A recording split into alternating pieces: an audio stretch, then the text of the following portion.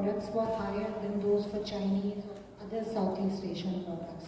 And again, the issues of origin became very important because the same article from China and the US attracted different rates of duty.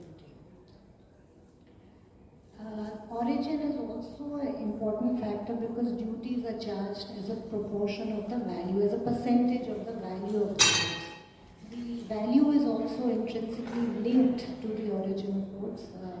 An article from an Asian country as against the same article from a European country would have a different cost, would have a different price, and therefore origin has become a third important factor in imports assessments to duties. There are WTO rules on how the origin is to be made, and as Mr. Patani told me in the beginning, I should not be too technical, so I will keep it very simple. The basic principle of origin is that the goods are considered to be originating in the country where a substantial transformation takes place. And when we talk about substantial transformation, it can either be a process, it can be the quantum or value addition of the materials which are originating in that particular country.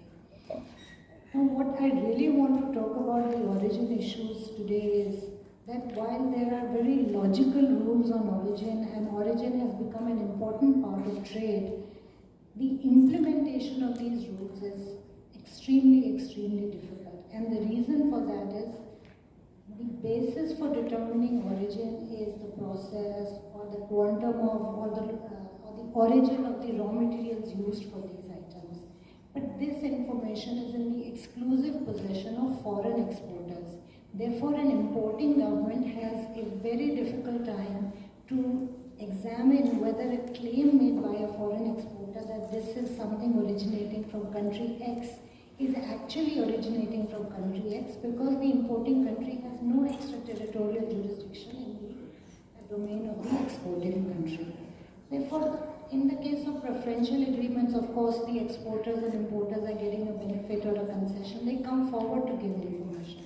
But where there is a disadvantage for a certain country, administrations have a very difficult time to identify goods which should have higher rates, because the origin is almost near impossible to determine for a customs officer sitting in India unless they have access to information in the exporting country, which they don't. So origin, while the rules are there, the implementation is quite weak. And the implementation is weak also because there is not adequate cooperation between the countries, member countries of the WTO. And once that cooperation is built up, certainly this misdeclaration of origin hopefully would come down. And I'm emphasizing this because I believe that if somebody is eligible for a concessional rate, certainly they should get it. But if somebody's goods are required to be taxed at a higher rate, and if they end up paying a lower rate, it is a disservice to those who are truthfully and honestly doing business, paying the correct rates of taxes, and it makes those people unviable in the market. So therefore, origin, even though origin has now become critical because of the agreements and the way in which the tariffs are being changed for country to country, much more needs to be done on the origin aspect to bring reality to the objectives of the treaties and the tariffs. Thank you, Reena. Asim, since we are on the issue of origin, there's a fair bit of history of the recent past with respect to US trade representative, how India has gone out in their unilateral levies, particularly the digital tax, what we call it as the equalization levy, which interestingly, though a part of the Income Tax Act from an administration standpoint, is outside income tax from a treaty standpoint. I just thought it would be useful for you to explain what has been, where are we on these developments, and what do you see as a future policy which is evolving at a multilateral level? Thank you Mukesh ji, and thank you to Lalit ji and Mr. Bora and the entire leadership. It's very overwhelming to be speaking at this forum, to be part of it for quite a while. Great initiative, Repat is also here. So straight away answering or trying to give a response to this, the blurring lines of trade and commerce, when you put in services with the preface of information technology, so what is good and what is services, and therefore the lines, as you say, on the taxes front are also, the scene is getting pushed from all sides, whether these levies are classically direct taxes or indirect taxes. So equalization, as you rightly said, is our version of digital service tax or DST, which India was first on the blocks post the recommendations done where to protect your own tax base. You decided to introduce unilateral levies, and the word unilateral suggests that they may not be available for credits, and therefore they are outside the tax act and have been legislated as a different or part of a separate enactment, so to speak. So 2021, the USTR under Section 301 of the Trade Act 1974 did come up and suggest that we find this levy discriminatory insofar as US majors are concerned who are exporting technology or services or technology, so to speak, in the most loose sense, because we still are grappling with issues of whether software is a service or SaaS and other connotations associated with information technology. So suffice to say, India and the US then have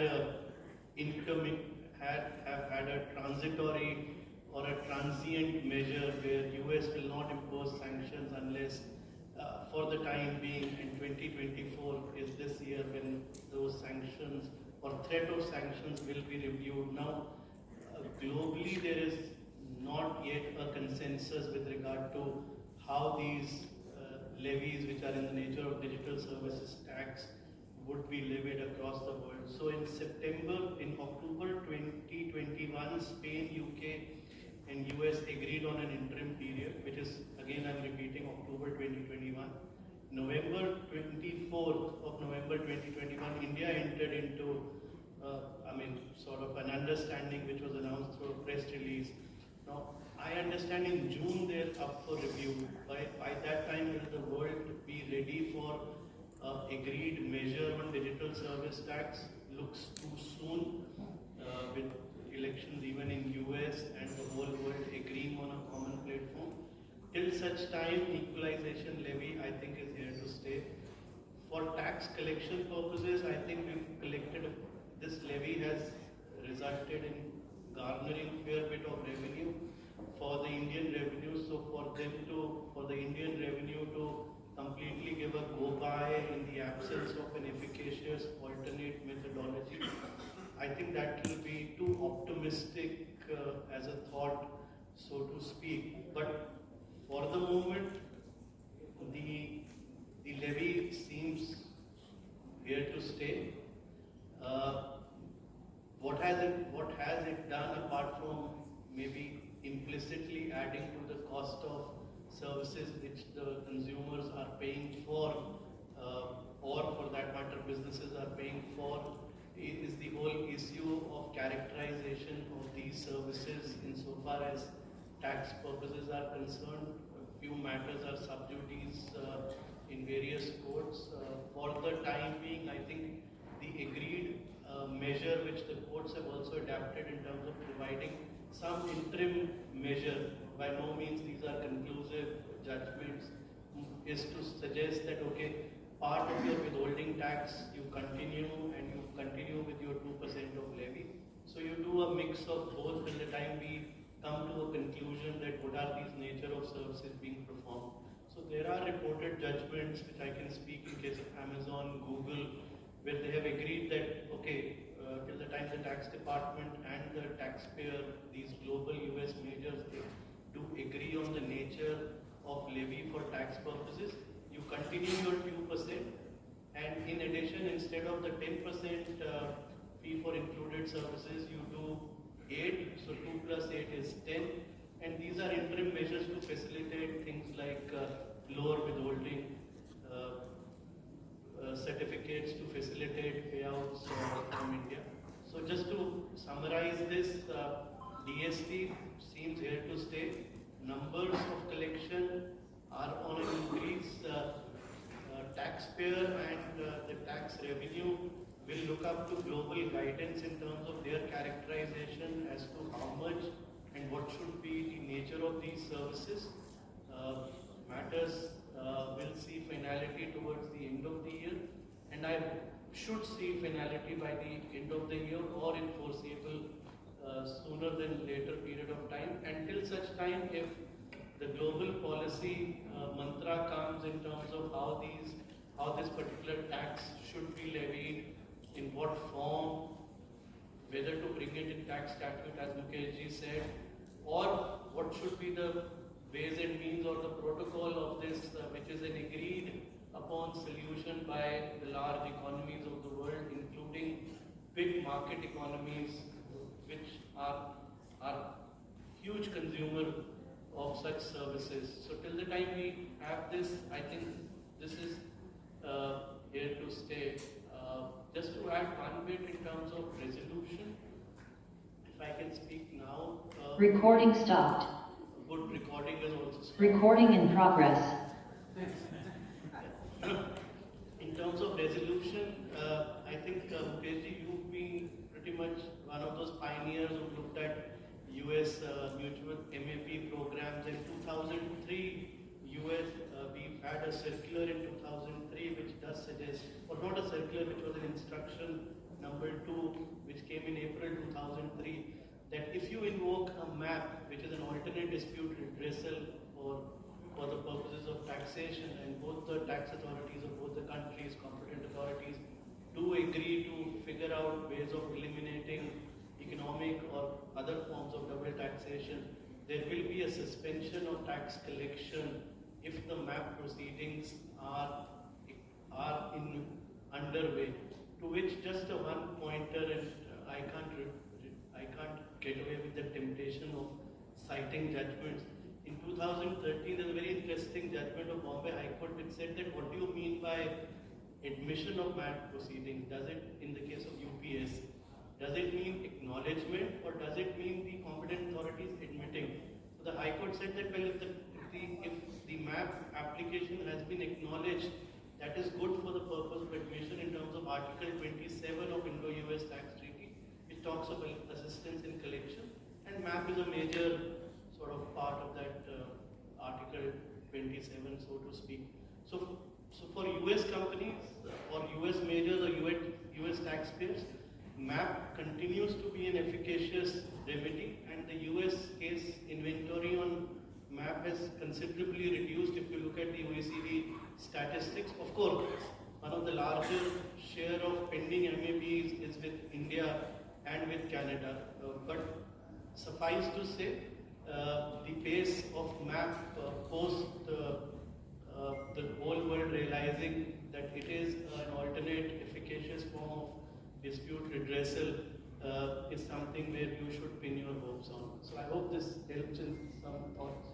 Thank you, Asim. Thank you for particularly pointing out the India-US suspension of tax demand arrangement in case a US investor decides to invoke the mutual agreement clause under the treaty.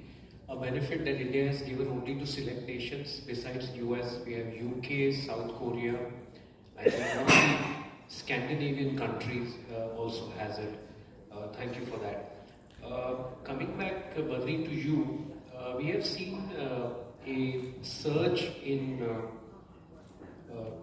the OIDR classification for GST, which is for import of specified services.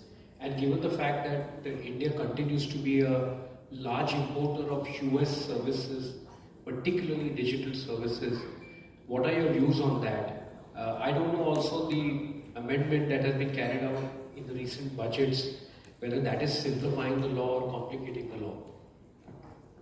Thank you, Mukesh, and like I said, thank you for inviting me and Dr. Basin. It's always been a pleasure. You've been a supporter of me and our firm for a very long time. I think I'm just going to take away from what Asim is saying. I've always been soft-spoken, so it's always been my issue. So I think I'll take away from what Asim and Mr. Bhutani has been kind of alluding to. And I think I'll try to be a little bit practical, because I think all of you are lawyers and you want to know from a legal perspective, not from a very technical tax perspective, what it means and what is it. So what is really happening is that we are consuming services, digital services from the US directly in our homes or in our businesses, without the US service provider having an establishment in India. So the real thing is that we're able to now consume digital services without actually having to have an intermediary in India to facilitate, either in terms of people or in terms of place. And that's a big problem from tax, because we've always had a notion that for services to be performed in a particular place, you need men and material for the purpose of being able to perform. So that's a real thing where, and Mr. Bhutani has been a master at establishing things like permanent establishment and so on and so forth, and kind of arguing so many matters and really laying the law on that. This circumvents it by saying that you don't need a permanent establishment, and an equalization levy is a classical example of a situation where you're able to impose a tax on digital services consumed in India, and US is a major provider of such services. And on the GST front, we are saying that such services are classified under a category called OIDAR, which is Online Information Database Access Retrieval Systems. These are again were meant to be, for example, services that we all consume digitally without a human being in between rendering any part of the services. So classical examples are Manupatra. So Manupatra you are able to open, and without having to have a person in between, you are able to retrieve the data from that, and you are able to pay a fee for it. So that is the real notion of what it was supposed to be. But like in all good things in tax, they expand one small thing into a very large thing.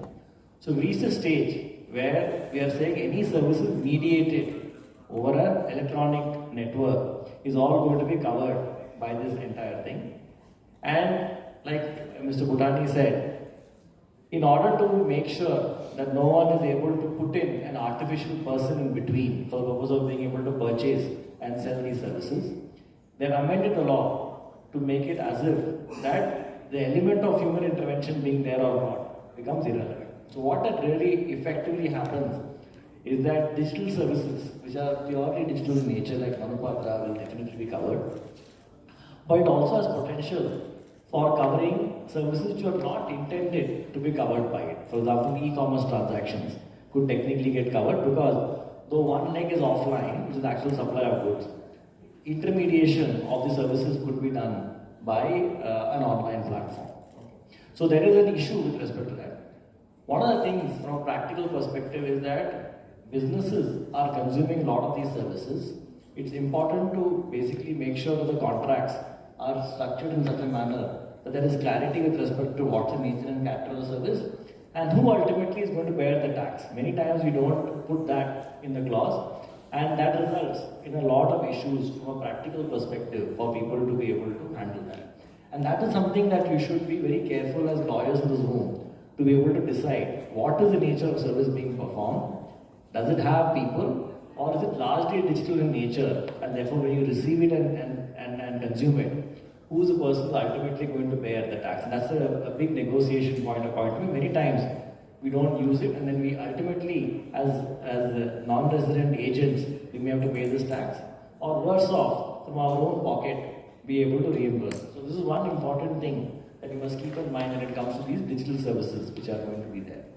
And that, I think, kind of lays into other areas which are also cross-border in nature, where significant transactions, especially for investors, because the tax liability is an important consideration both for pricing as also for investment.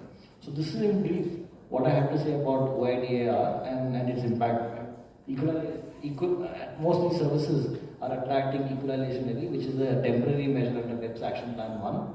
And on the GST side, we're seeing this part of it. Rita, you mentioned about the current impasse, if I may use it, between US and India on some of the trade and tariff issues, and you mentioned specifically aluminum and steel. But to me, it seems services is a bigger elephant in the room. Would you like to comment on where you see our discussions are going with the US on services part? And do you see this ballooning and becoming a major issue? Because I know that some of these tariffs were part of the Trump administration, and the Biden administration did not remove it away, but continued with it. So the problem did get accentuated, but it is still there. Do you crystal ball gaze what's likely to happen in the future with the change in the, change or no change in the administration, and how US would look at it? Because businesses purely view the current scenario as an impediment for trade in services.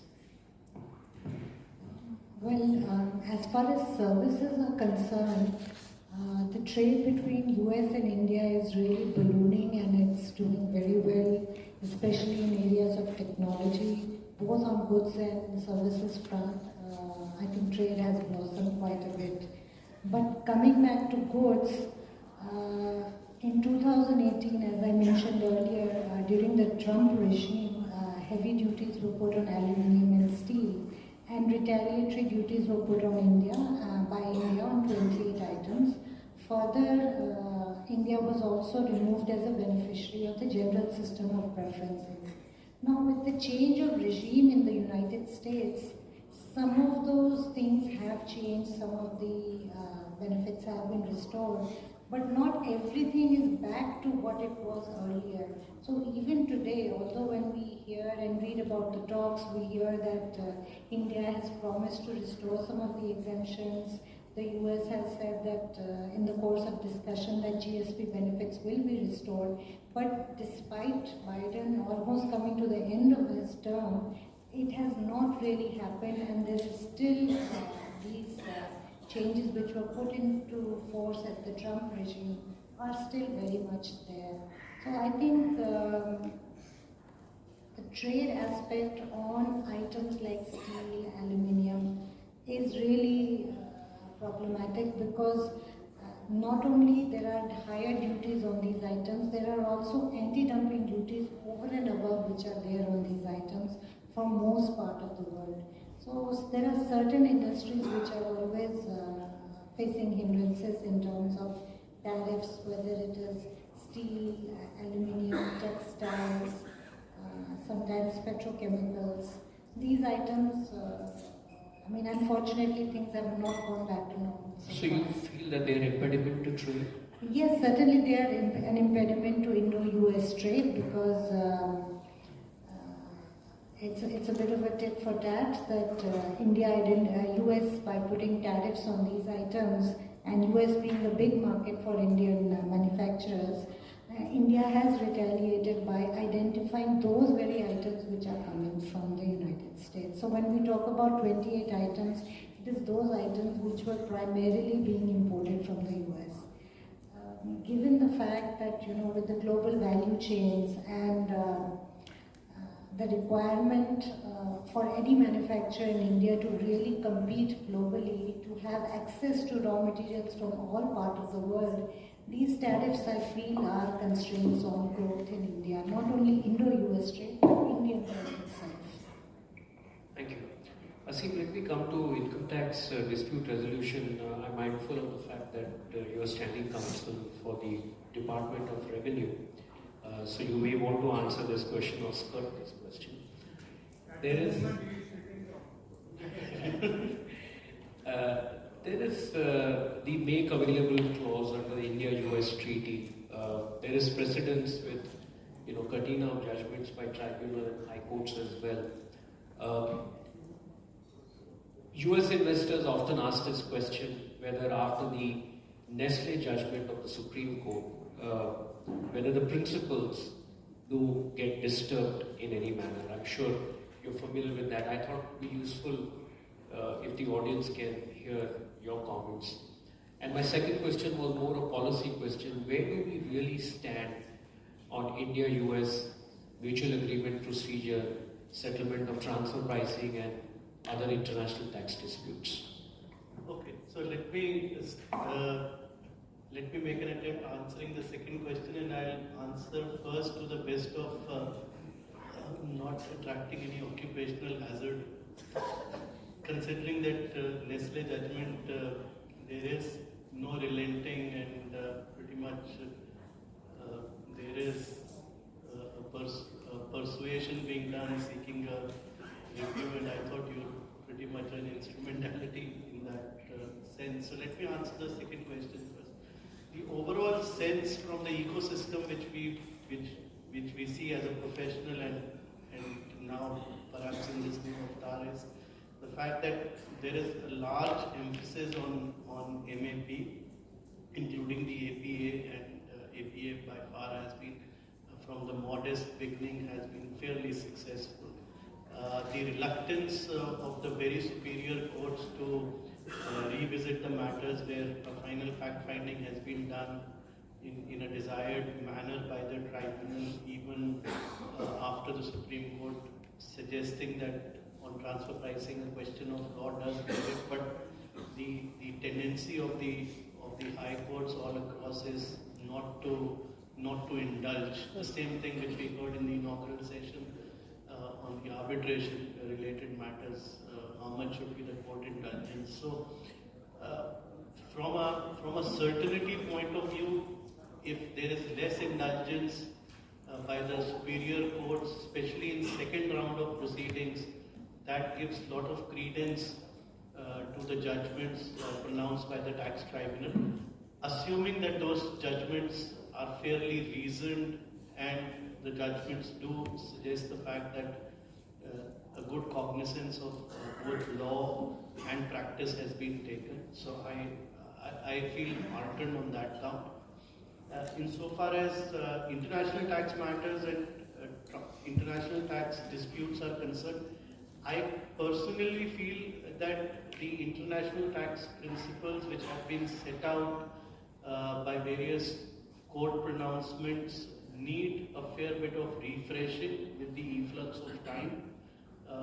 And the fact that most of these judgments were rendered, let's say, almost 10 years, or forget the number of years measured as a measure of number of years, were rendered when the tax policy or international tax principles were still at a very formulatory stage and its appreciation in India. So to that extent, I do feel a necessity of having looked at it from a fresh lens. Of course, with a caveat that this should not proliferate another round of litigation, much less avoidable litigation, but then areas of attribution are something where courts must indulge insofar as adjudication on issues of permanent establishment with US tax treaties completely being differentiated from the global policy measure of looking at tax treaty interpretations coming from the European world is entirely different. That may require some consideration with the hazard of not adding exponential amount of litigation. Matters are ripe for hearing before the Supreme Court and before the High Court in lot of not similarly situated, but matters of extreme importance of both mixed question of fact and law. So that's insofar as with the tax policy, conscious of the fact that we need not add to the litigious nature which we are referred to in our third person interactions, that Indian tax system is fairly litigious. Now coming to the first question of Nestle and the aftermath or the after effects of Nestle, I think there is a conscious watch in terms of how the Supreme Court were to view the plea made for having a case review and its having an international importance. I think most favored nation as a doctrine of international law comes to forefront when you look at Nestle. Arguments, both sides are equally compelling. I don't think there is any need to rush again at this stage in terms of going back to the drawing board, looking at the FIS clause and trying to see that how it's going to play. I think a measured approach by the wisdom which is exercised by the Honorable Supreme Court in first admitting the matter and then assuming it were to get admitted, how does it pans out in terms of the end of Nestle. Suffice to say, there is no point in getting a matter admitted if it is going to be posted for hearing in ordinary course. So therefore, if both the sides do not end up relenting on Nestle, let's see what the Honorable Supreme Court has to do. But yes, both as students of taxation and India renders or churns the maximum amount of international tax case law as compared to rest of the world. I'm sure Nestle is being viewed with a lot of curiosity by academia, including professionals who practice cross-border taxation. Thank you, Asim. I hope I've skirted the question. Yes, thank you very much. Since we are on Supreme Court judgments, another Supreme Court judgments that made the news last year was the Northern Operating System, popularly called the NOS judgment. This judgment was rendered in the context of service tax law on secondment. And Badri, this judgment has also raised eyebrows on its applicability. Would you like to explain the aftermath of this decision and how are businesses now structuring themselves post this decision? Okay, again, very, very important decision and a practical issue decision. And again, there is a divergence in how this decision is perceived by the Income Tax Department and the Indirect Tax Department. So just to give you a sense of what has happened, the judgment is really on secondment of professionals from the head office to the subsidiary, mostly in India. And the issue is whether this is the nature of a salary paid to an employee in the Indian context, or is it a supply of manpower services from the foreign holding company to India. So if it's a supply of manpower services, it is not a supply of employees and therefore liable to be taxed under service tax, GST and so on and so forth. Similarly, if it is in the context as a salary for paid to a person who is employed by you, even though it is temporarily, then GST, service tax and other implications are not there. Same is the issue with respect to income tax as to what is the nature of the supply which is there. Supreme Court Justice Bhatt passed an order in the case of Northern Operating System, basically holding that secondees, who are really employees in our view, coming from outside India, say the US, to India, will be nature of manpower supply services and therefore GST, service tax is attracted on it. And therefore, Northern Operating System was asked to pay a service tax on reverse charge basis, that is, the recipient of the service in India was required to pay tax on reverse charge basis. This was a fairly controversial position because for years together, there has been a position taken by the department some of the times and by the IACC most of the time, saying that secondment is really an employment and it is not in the nature of supply of any services. I'm sure many of your companies, especially which are multinationals, have the issue of secondment and it's going to be there for a long period of time. The origin of this, of course, the NO judgment is a judgment passed by Justice Bhatt in Centrica in the Delhi High Court, where he took a position in income tax that secondment, especially in the context in which it was presented, is really not the nature of an employment service. Okay? And that was the origin for us to be able to do that. Subsequently, of course, the tribunals and other high courts have been skirting the issue by kind of differentiating Centrica and NOS and saying that in the context of at least income tax, you will continue to treat this as salary and therefore that to that extent the problem has been reduced. But a fresh set of cases are now in the Supreme Court and we expect NOS to be reviewed both in the context of income tax as also in the context of indirect tax. There are some fundamental issues with that. So one is whether we agree or disagree with the judgment of NOS. As I said, we accept the judgment of the Supreme Court not because it is correct but because it is final. Okay? And that's a very important thing for us to keep in mind. And assuming NOS is the final decision at this point of time, the key thing is that whether it can be kept only to a limited context of a GST where you pay GST on a reverse charge basis and take credit of it, and therefore you skirt the issue completely. But by taking that position, you are directly contradicting your income tax position, where you're taking a position that is merely salary. That's one big issue which is there with respect to what companies are there. And second, the nature of secondees. Senior people, senior management who ultimately control the company, well, they should have a different characterization as opposed to people who are junior in nature, who are coming merely for implementation or really under the control of the company. So that's another issue which is likely to have a bearing with respect to that.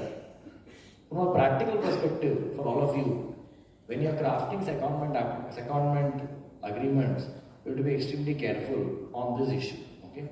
So whether you are going to pay GST on a reverse charge basis, treat the entire thing as a manpower supply and be able to pay taxes accordingly, or you are going to take differing positions and your agreement should allow for different positions to be possible. Okay? In terms that primarily in employment services, but for the purpose of GST, we will be paying as a manpower supply services just to avoid litigation. So that's one area of complexity which is there. We don't have a clear answer with respect to that, except to say that the subsequent decision to Centrica and income tax are taking a more practical and I think correct view, distinguishing, while the judgments in GST is taking a closer view of NOS and trying to say that these are nature of manpower supply services, putting the characterization of service directly in conflict with both of these situations. But suffice to say, please tread the issue of secondment very, very carefully. If you are seeing secondment in your companies, you must look at the contract and the nature of the transaction as to how it is being structured and what taxes are being effectively paid on those transactions in order to be able to achieve one, to avoid litigation, and if you want to go into litigation, giving yourself the best chance of being able to succeed. This is in short what I think supply of manpower is happening on a cross-border basis. Thank you, Badri. Asim, would you like to just interject quickly post NOS decision of the Supreme Court, how the Bangalore tribunal has taken different view in Flipkart case in the context of income tax? Yeah, I thought Flipkart is one judgment which is not sure if it's tribunal or High Court. Flipkart has given a very reasoned order in terms of spelling out its reasoning in terms of taking a view, I won't say differentiating it, but yes, it's steered away in somehow demystifying or giving some clarity in terms of how NOS has to be read or understood.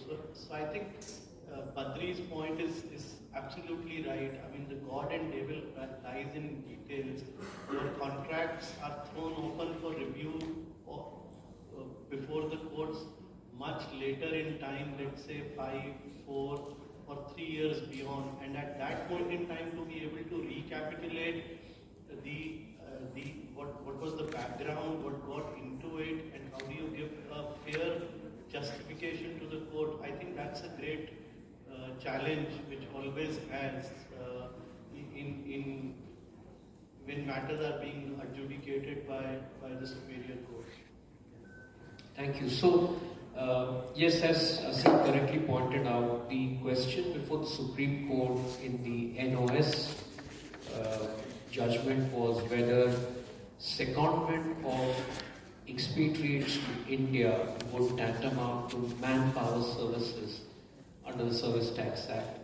And the question that the tribunal had in the Flipkart case in Bangalore was whether secondment would result in a service called fees for included services that the US company is making available to the Indian company under the India-US double tax treaty. So clearly subtle differences that the Supreme Court and the tribunal have interpreted differently. We are coming to the close of our session.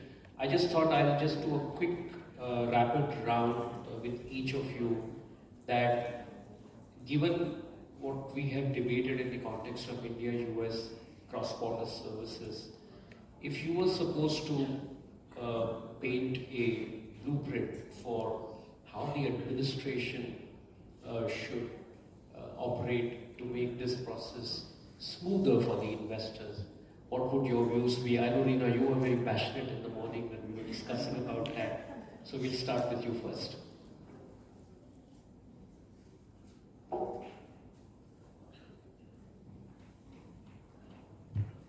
Hello. Yeah. So I think in the morning what we were discussing is that how we can make India a little more friendly for investors.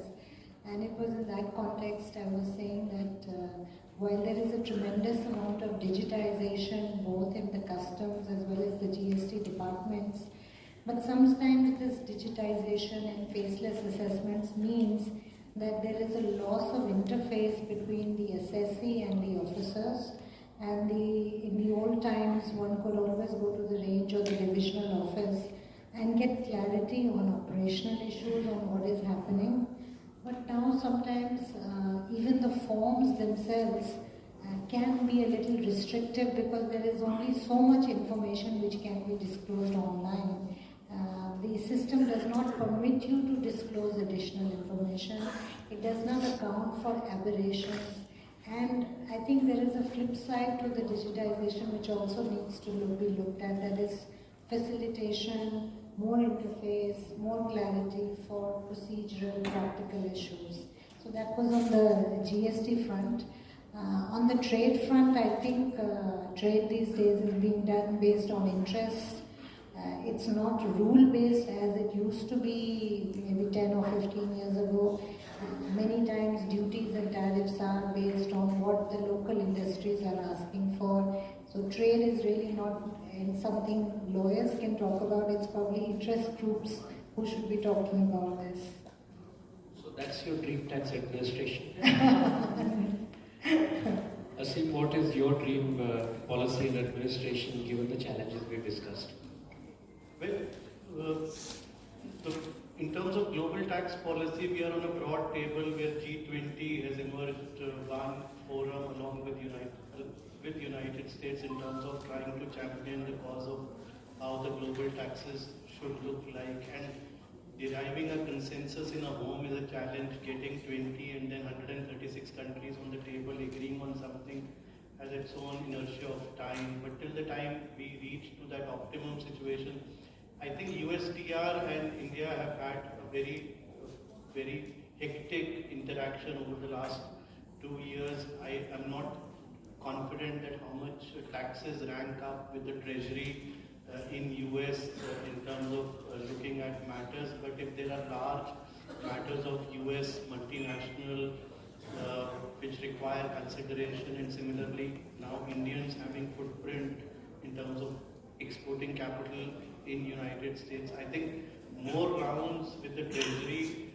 I'm reminded of, we spoke about ABA in the morning. ABA, I remember sessions in Washington in May where the where the US Treasury sits across in a very informal brown bag sessions with taxpayers. So I would envision, if you ask, a dream situation where the US Treasury is sitting with the Indian folks thrashing out potential or present issues till the time the world agrees on some common minimum prescriptions in terms of how taxes should evolve over a period of time. India is a voice which is now heard. Until the time the world agrees on how to figure out the next round, I think US and India can have these bilateral sessions in terms of purely looking at tax challenges affecting the two large economies.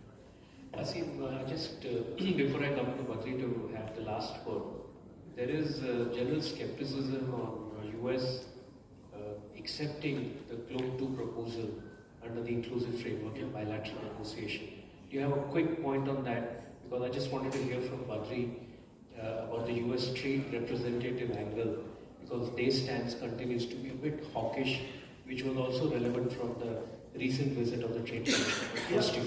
So, I mean, I won't say it's no-brainer. It sounds a little naive to say it is no-brainer, but US since 2016 we never had a buy-in on US on anything, so to speak. Now it's a purely US decision of not raising its hand from 2016 up to global tax proposals, but I am still very skeptic about a US buy-in. I expect something like the Trump administration having their own GILTI and other forms of taxes to give a derivative or their own US prescription on global too. Frankly, I think that's what I would see things happening rather than.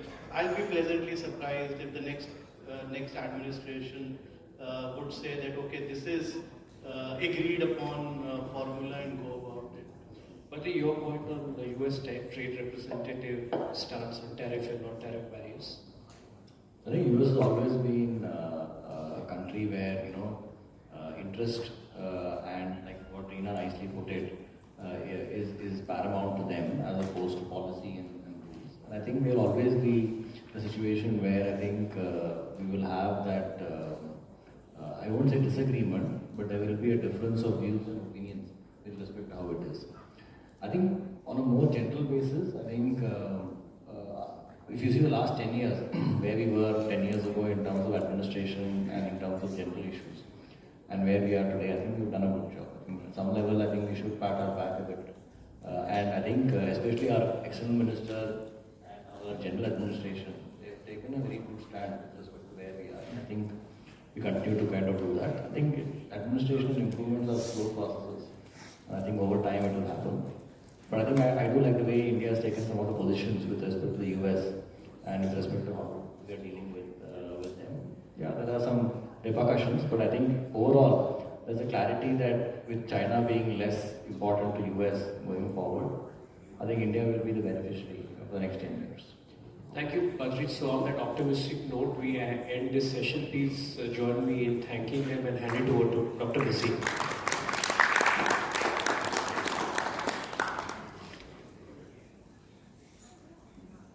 Before a meal, you have an appetizer. So this session was like a very good appetizer, you see. Excellent presentation, excellent sharing of views. And I think I learned a lot. Because for me, legal profession is always learning process. So I learned a lot from these very, very eminent experts. So again, a big hand for them, please. So friends, after this presentation of the mementos, there will be a lunch break. You have full 45 minutes. चल क्या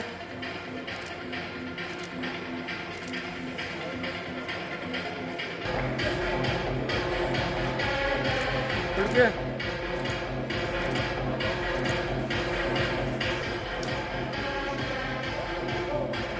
yes लिखिए ma'am